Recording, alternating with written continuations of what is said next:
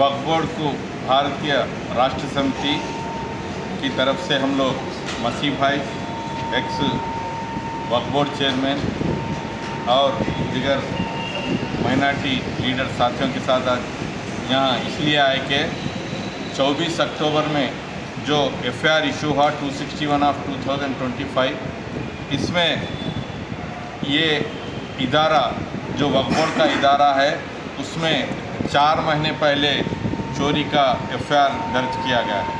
Complaint तो जबकि CO साहब देके गए मगर उसको वैसे ही दबोच के आज तक 24 तारीख तक वो एफआईआर के शक्ल में नहीं आया।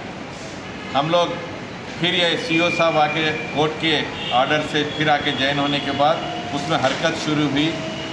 आज इसलिए कंप्लेंट देने आए हैं कि वो गवर्नमेंट के फाइल्स और ये वक्फ बोर्ड के फाइल्स ये बाहर कैसा जा रहे हैं। आपको हैरानगी की बात यह है कि यहाँ से चोरी हुए डॉक्यूमेंट्स कोर्ट में सबमिट किए गए, उसमें सीओ साहब को कंटेम्प्ट ऑफ कोर्ट के ज़रिए उनको नोटिस आए तो उनके इल्म में यह आया कि उन्होंने सिग्नेचर करके दिए।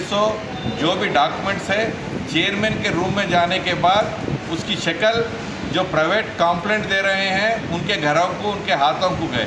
उन लोग डॉक्यूमेंट्स की शेप में हाई कोर्ट में सबमिट करके ये कर रहे हैं। तो आज ये कांग्रेस की हुकूमत ऐसे हुई और ये पर्टिकुलरली मुसलमान के इदारों में जो भी वक्फ बोर्ड है, माइनॉरिटी कॉरपोरेशन है, हज कमेटी है, उर्दू अकादमी का है, ये पूरे इदारे पूरे आज सो रहे हैं। उसको कौन चेयरमैन है कौन ऑफिसर है इनको नहीं मालूम। आज हम लोग यहाँ आए, शायद एक चेयरमैन भी यहाँ ये इदारे में बैठा हुआ नहीं है, इसलिए हम लोग सब मिलके कंप्लेंट दिए कि गवर्नमेंट के फाइल्स जो गायब हो रहे हैं उसके बारे में थ्रो इंक्वायरी करके जो भी इसमें शामिल है उन लोगों को इमीडिएट एक्शन लेके सस्पेंड करने के लिए, और साथ ही साथ पूरे रिकॉर्ड्स की तहकीकात करके जो भी इसमें शामिल है उन लोगों के ऊपर एक्शन लिया जाए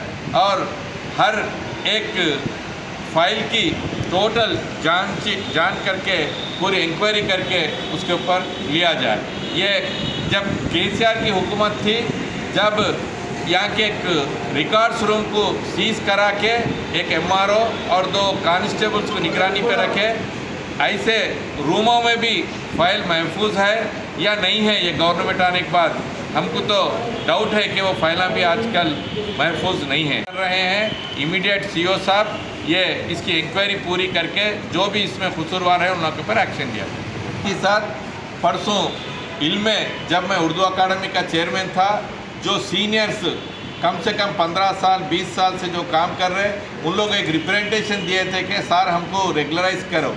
जब एक फ़ाइल मूवमेंट हुई थी 10 से 12 लोग जो सीनियर उर्दू अकादमी में 15-20 साल से काम कर रहे थे उनकी एक फ़ाइल मूव हुई थी इन लोगों को परमानेंट करने के लिए, मगर परसों ही हमके इल्म में यह आया कि 4 महीने पहले उर्दू अकादमी के चेयरमैन जो उनके रिश्तेदारों को चारों को नए नाम लेके 3 महीने ड्यूटी करा के जो ताहिर बिन हमदान साहब अपने रिश्तेदारों को पहचानत वालों को 3 महीने ड्यूटी करके इसमें परमानेंट किए गए।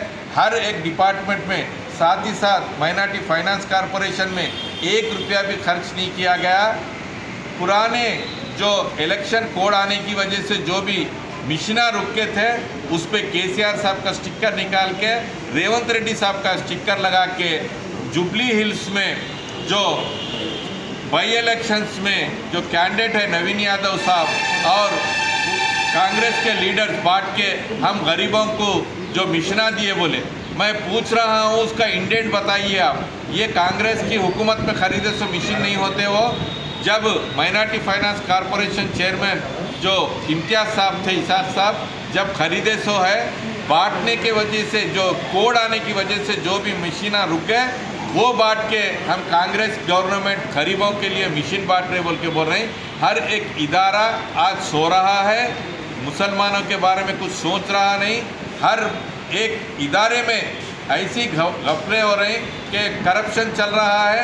4 महीने मेरा रिश्तेदार आके चेयरमैन के उन्ना परमिनेंट हो रहे हैं। इसकी थ्रो इंक्वायरी बराबर करेंगे। इसके इंक्वायरी नहीं हुई तो बीआरएस पार्टी की तरफ से बराबर इसका खिलाफत करके उसको एक्शन ले तक नहीं।